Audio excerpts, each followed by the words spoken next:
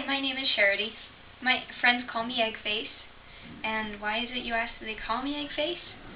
Well, it's kind of an embarrassing story, but it might say something about myself.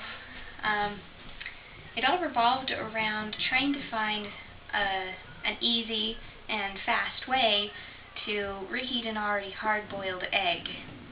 So the first day, I formed this hypothesis. Hypothesis number one, nuke it. Put it in the microwave.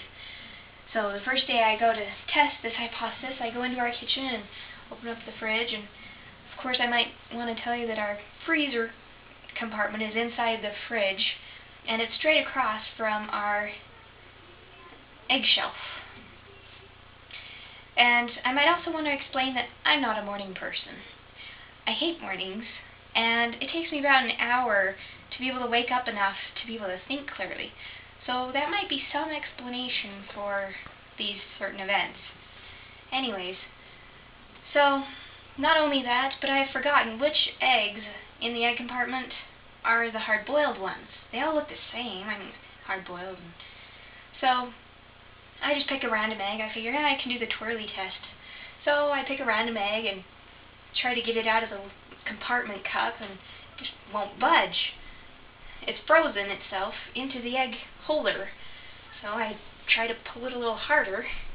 Well, then the shell just caves away under my fingers, and whoosh, frozen egg, just goes all over the place. So it's in the fridge, it's all over me, it's in my hair. At this time, my husband behind me stopped dead and is wondering if I'm going to run into the bedroom and just start crying. So he's just sitting there, not even breathing. Well, I turn around and look at him and realize that I have frozen egg even dripping from my eyelashes. At this point, I just lose it. I just start laughing hysterically. How many other times in a life are you going to have frozen egg just running down your face because of a stupid mistake you've done? So that first attempt failed. So the second day of trying to test this hypothesis, I go into the kitchen, and I was smart enough this time to figure out which ones were hard-boiled and to mark them with a bright red permanent marker B for boiled.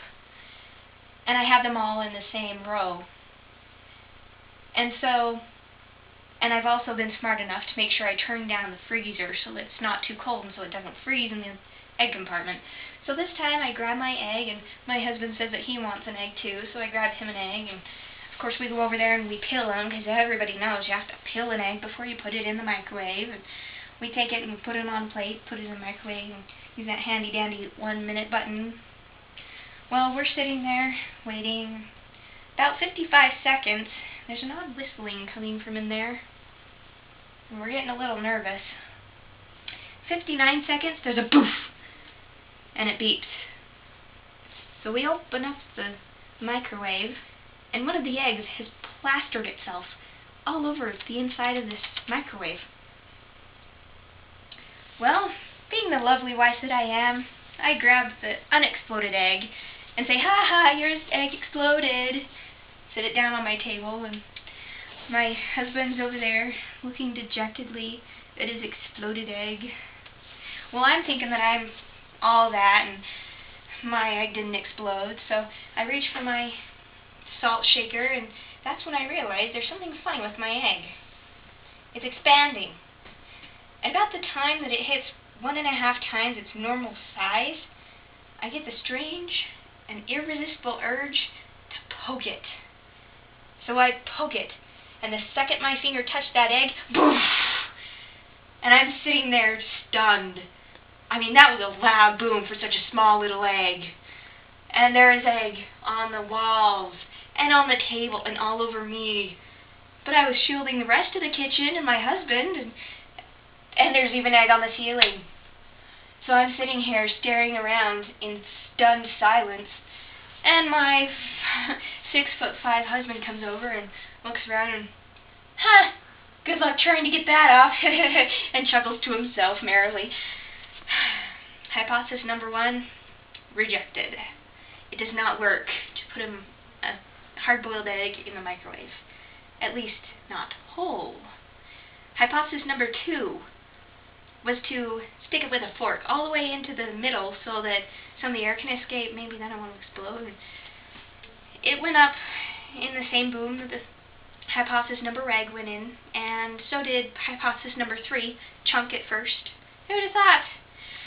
So here I am, still trying to figure out a way to reheat hard-boiled eggs, and until I can find a good way to reheat them without them exploding all over my face, I will remain Eggface.